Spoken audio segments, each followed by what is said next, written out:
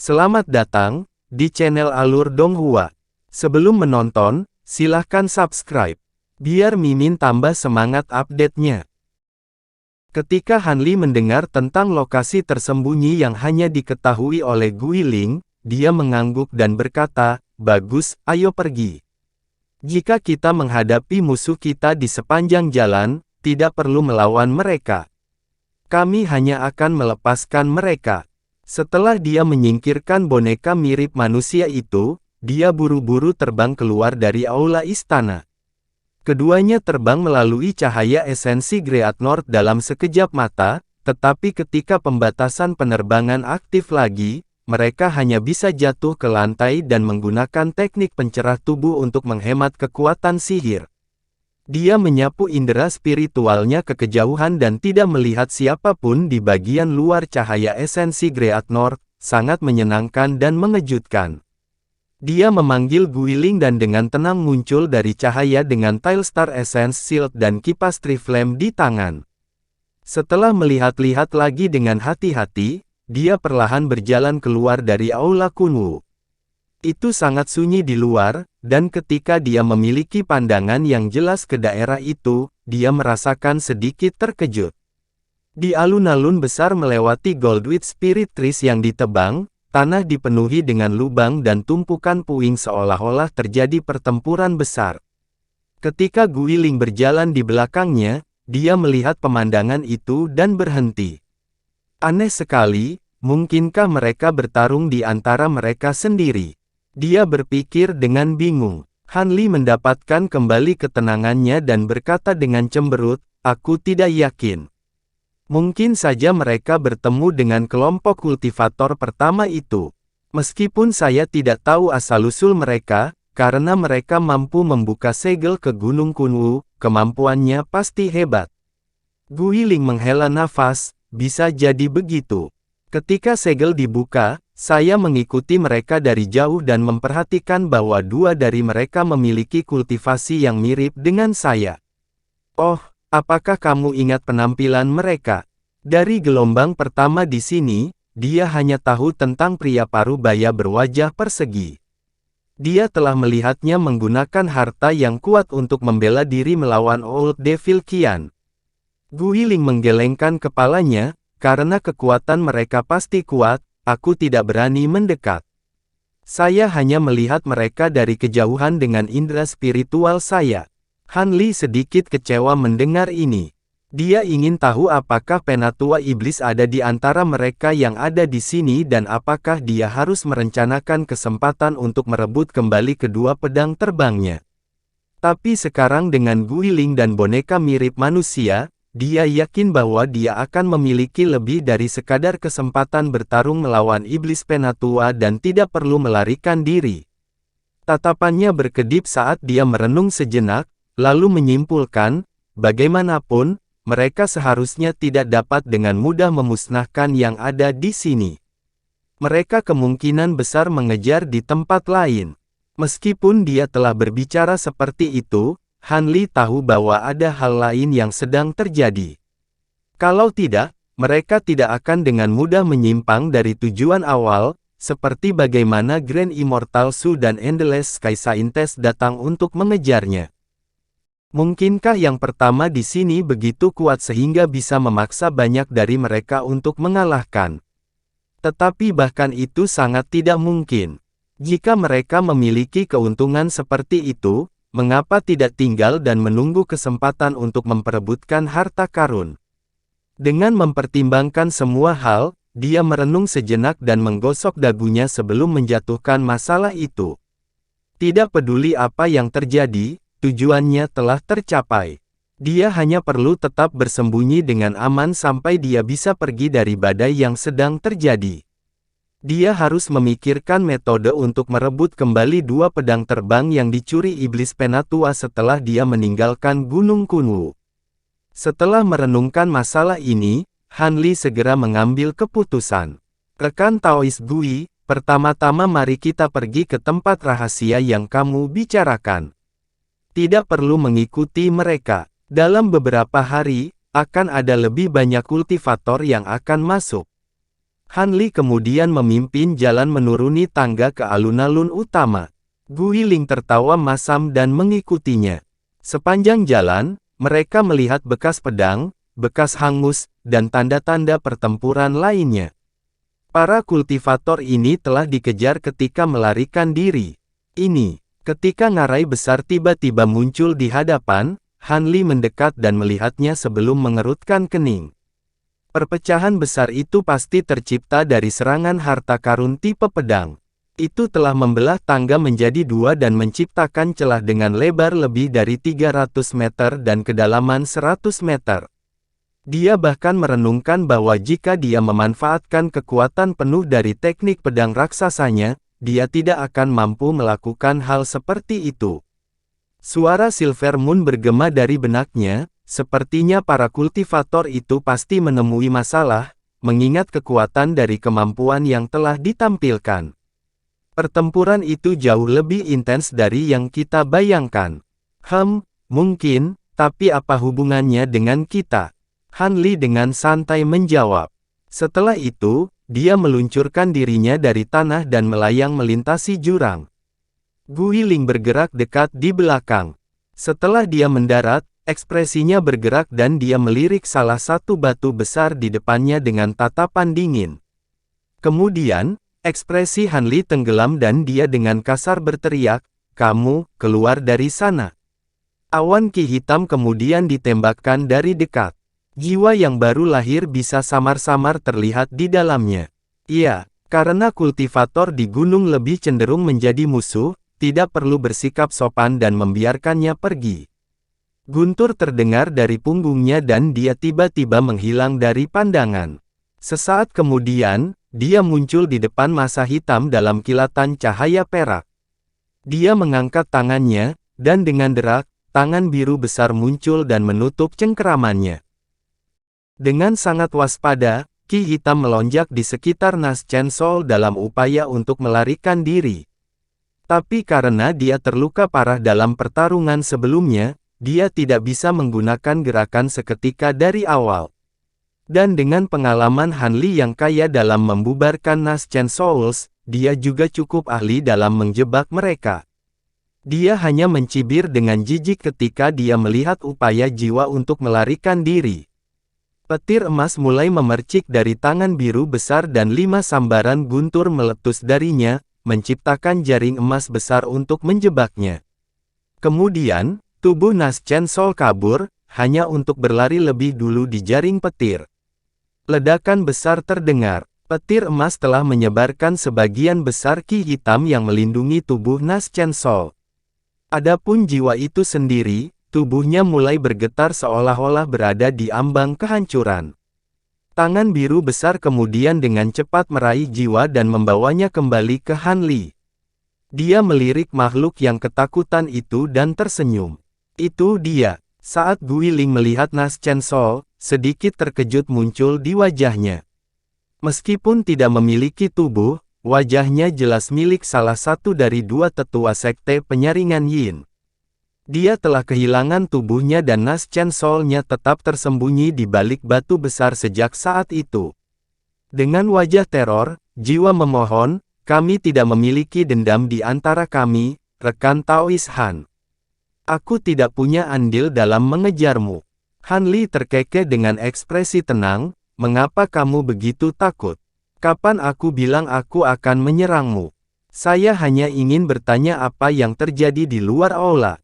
Dan Anda seharusnya juga melihat dua wanita meninggalkan aula bersama dengan dua setan lainnya." Nas Chen Soul merasa lega dengan sikapnya yang tenang dan dia dengan cepat menjawab, "Tidak lama setelah kamu memasuki aula, para kultivator klan Ye tiba dengan penatua agungnya. Ketika melihat kami, mereka segera menyerang, dan kami tidak punya pilihan selain bertarung di bawah komando rekan Taois Su.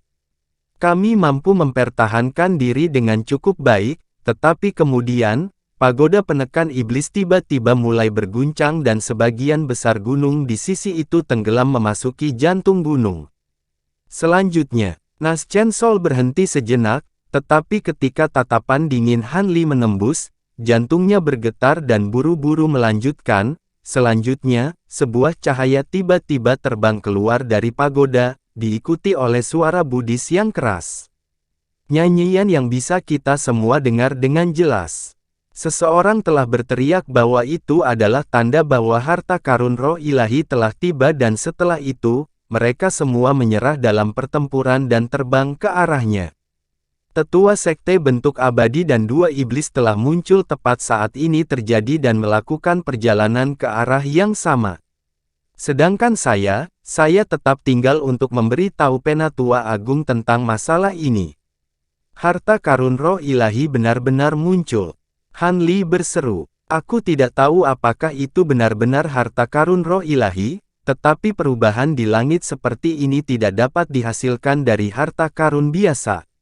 Tapi karena rekan Daoisu dan tetua agung klan Ye mengejarnya tanpa pikir panjang, itu pasti benar. Dan bagaimana kamu mati? Nas Chen Sol menggertakkan giginya. Penyebar angin yang malang itu telah menyelinap ke arahku dan menggunakan pedang merah untuk menjatuhkan tubuhku. Pedang itu telah sepenuhnya menyerap esensi darahku dengan serangan itu. Jika saya tidak memutuskan untuk meninggalkan tubuh, saya khawatir Nas Chen Sol saya tidak akan bisa melarikan diri.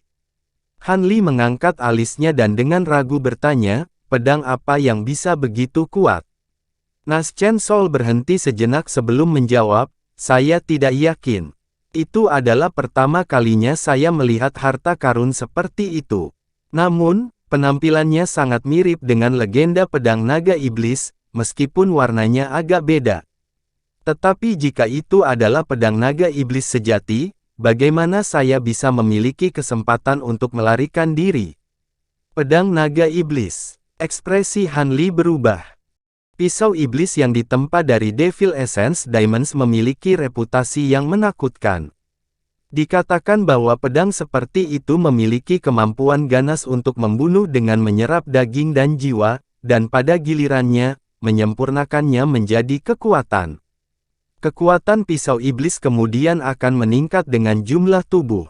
Banyak yang percaya bahwa setelah jangka waktu tertentu dan diasah dengan aliran pembunuhan yang terus-menerus, itu pada akhirnya akan menyaingi harta karun roh ilahi, dan memungkinkan pengguna untuk membunuh seorang kultivator tahap transformasi dewa. Tentu saja, harta karun roh ilahi, dan pedang tersebut khususnya telah lama punah di dunia fana, jadi tidak ada perbandingan yang benar. Tapi ketika tetua sekte pengayak Yin tiba-tiba menyebutkan harta ini, ekspresi Han Li berubah tidak sedap dipandang. Guiling berkedip dan merenung, pedang itu tidak mungkin pedang naga iblis, karena jiwanya yang baru lahir diberi kesempatan untuk melarikan diri. Itu pasti menjadi harta iblis Dao yang langka dari jenis lain, karena pedang itu hanya memiliki kemiripan yang kuat dengan aslinya. Seharusnya begitu, Han Li mengangguk. Setelah itu, dia melihat ke arah pagoda penekan iblis dan melihat bahwa salah satu puncak di kejauhan telah hilang. Ketika dia memikirkan kuali Heaven Void di tangannya, hatinya tergerak dan dia bergumam, Gunung Kunwu dikenal sebagai pusat kultivasi manusia, seharusnya tidak jarang harta karun roh ilahi berada di sana. Dengan bantuan Guiling dan boneka mirip manusia, dia sekarang memiliki kesempatan untuk mendapatkan harta karun itu. Dan dengan 8 batu roh bermutu tinggi yang dia peroleh dari kantong penyimpanan setan tua Qian, dia bisa menggunakan bonekanya dengan cukup bebas. Suara Silver Moon tiba-tiba berbicara dalam benaknya dengan ragu, Tuan, bagaimana kalau kita melihatnya? Untuk beberapa alasan, sejak aku meninggalkan aula, ada sesuatu yang memanggilku ke sana. Tampaknya cukup familiar, mungkin ada sesuatu yang berhubungan dengan ingatanku yang hilang. Ada sesuatu yang memanggilmu. Han Li bertanya, kaget. Itu benar, aku samar-samar bisa merasakannya. Jika kita melewatkan kesempatan ini, ingatan saya mungkin tidak akan pernah utuh, Silver Moon berbicara dengan nada tulus. Han Li diam-diam merenung untuk waktu yang lama. Kemudian, dia terkekeh, kalau begitu, mari kita lihat. Saya juga cukup tertarik dengan harta karun roh ilahi ini. Ketika Silver Moon mendengarnya, dia dengan gembira menjawab, Terima kasih banyak, Guru. Han Li kemudian berbalik ke samping dan perlahan berkata, rekan Daois Gui, karena harta karun roh ilahi telah muncul, tampaknya bersembunyi bukan pilihan lagi. Gui Ling membungkuk sedikit dan menjawab, kamu adalah tuanku. Saya akan melakukan apa yang Anda perintah. Dengan munculnya harta yang begitu langka, tidak ada kultivator yang bisa menutup mata. Gui Ling sudah mengantisipasi hal ini dan tidak terkejut dengan perubahan pikirannya. Kemudian, Nas Chen Sol yang terperangkap oleh tangan biru besar itu berteriak, bisakah kamu setuju untuk tidak menyakitiku? Aku bersumpah semua yang kukatakan padamu itu benar. Aku tidak pernah menyebutkan untuk menyakitimu, dan kamu jelas mengerti bahwa tidak berbicara berarti jiwamu dimurnikan. Anda hanya bisa menyalahkan diri sendiri karena jatuh ke tangan saya. Dengan mengatakan itu, Han Li membuka mulutnya dan melepaskan sambaran petir emas. Dengan teriakan sengsara, tangan besar dan Nas Chen Sol menghilang dalam kilau emas, hanya untuk spanduk hijau samar jatuh ke tanah. Mata Han Li berbinar dan dia menyapunya dengan lambaian lengan bajunya. Dia dengan cepat meliriknya dan menemukan itu adalah spanduk pengayak hantu lainnya. Setelah menggunakan teknik penggosok jiwa pada Old Devil Qian, dia mulai memahami bahwa spanduk bukanlah barang sepele. Jika ke-18 digabungkan, akan memiliki kekuatan yang tak terbayangkan. Karena dia sudah menjadi musuh dari Sekte Pengayak Yin, dia berencana untuk mengambil semuanya menjadi miliknya. Bahkan jika mereka bernilai kecil baginya, dia tidak bisa membiarkan mengembalikan. Di masa lalu ketika satu telah dihancurkan atau hilang, jika sekte tidak dapat memulihkannya, mereka menyempurnakan yang baru. Namun, ini hanya dilakukan beberapa kali sepanjang sejarah sekte. Tidak peduli seberapa kaya, spanduk ini tidak mudah dibuat. Setelah penyempurnaan, butuh beberapa waktu sebelum cukup kuat untuk digunakan. Han Li melihat ke arah pagoda dan bergumam, ayo cepat. Kami tidak tahu apakah ada kultivator yang memperebutkan harta karun itu. Dia kemudian terbang menuruni tangga dengan Gui Ling di belakangnya. Ada batasan di kedua sisi tangga, mencegah mereka memotong. Sepanjang jalan, dia tidak melihat tanda-tanda pertempuran. Mereka kembali ke alun-alun giok putih utama, lalu menuju ke pagoda penekan iblis. Lebih jauh di jalan setapak, ada area yang menjadi berantakan penuh dengan puing-puing dan lubang. Han Li melanjutkan perjalanannya. Gui Ling terkesiap dan melihat ke salah satu tumpukan puing. Terkejut, dia mengikuti pandangannya dan menemukan sesuatu yang aneh. Di bawah tumpukan puing yang biasa-biasa saja, ada benda putih kecil. Itu jelas tulang lengan. Dia menyapu lengan bajunya dan meniup puing-puing dengan angin biru, memperlihatkan kerangka di bawahnya. Syok muncul di wajah Han Li. Rambut dan pakaian yang tersampir di kerangka itu milik Pak Tua Fu. Dark Violet Pearl dipegang erat-erat di tangannya yang lain, tapi sebagian besar sudah hancur. Han Li tetap diam dan mulai melihat sekeliling. Setelah beberapa lama, dia menghela nafas, tidak kusangka kamu mengerahkan semua upaya untuk menyempurnakan pil budidaya baru lahir hanya agar kamu mati di sini. Jalur kultivasi benar-benar berbahaya. Meskipun dia tidak menganggap mereka sebagai teman, kematiannya yang tiba-tiba meninggalkan perasaan yang agak aneh di hatinya. Apakah rekan Taois Han mengenali orang ini? Gui Ling bertanya, kematiannya cukup aneh. Dagingnya telah dilucuti bersih dan tidak ada tanda-tanda bahwa Nas Chen Sol-nya telah terwujud. Dan hanya ada bekas sayatan tunggal dari punggungnya. Sepertinya, Han Li menghela nafas panjang, orang ini mati karena pedang yang dijelaskan oleh tetua sekte pengayak Yin, kan? Gui Ling dengan sungguh-sungguh berkata, memang, meskipun ada teknik jahat lain yang mampu menghilangkan daging, mereka tidak meninggalkan bekas seperti ini. Selain itu, Nas Chen Sol dari penatua sekte penyaring Yin dapat melarikan diri tetapi orang ini mati begitu saja. Mungkinkah itu benar-benar pedang naga iblis? Bagaimana kita bisa menjelaskan perbedaan kekuatan ini?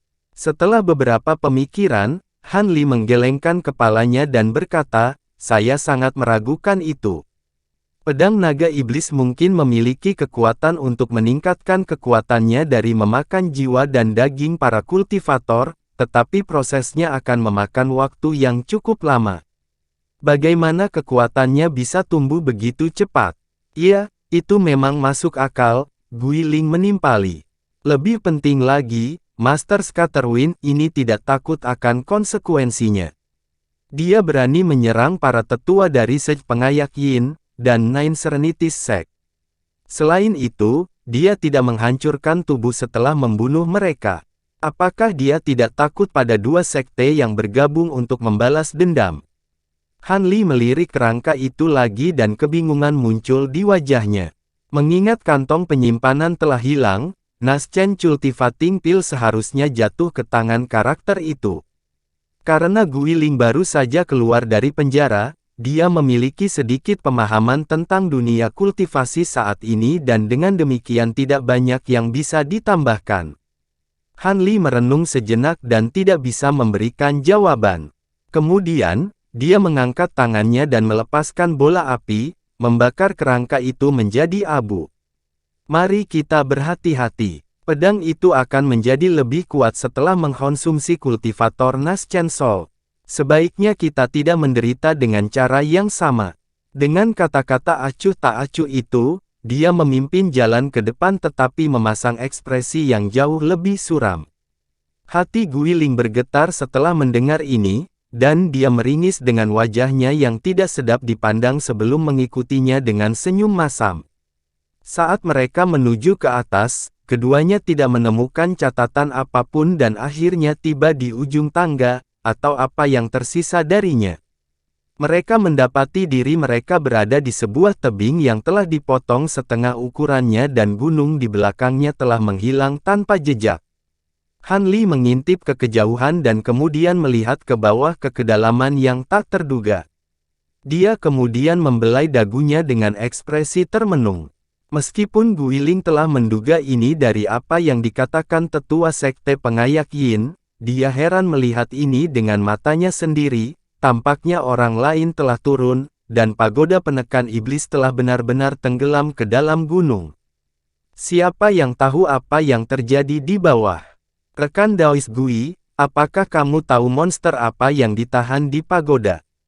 Setelah ragu-ragu, Guiling dengan sungguh-sungguh menjawab, saya tidak terlalu yakin.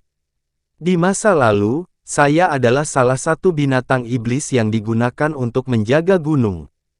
Para kultivator itu tidak menyebutkan masalah itu kepada saya.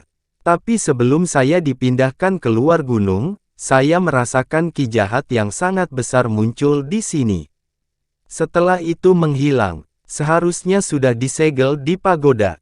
Sangat disayangkan kultivasi saya saat itu agak dangkal. Dari seberapa kuat auranya, saya bisa menentukan kultivasi sebenarnya dari Master Ki.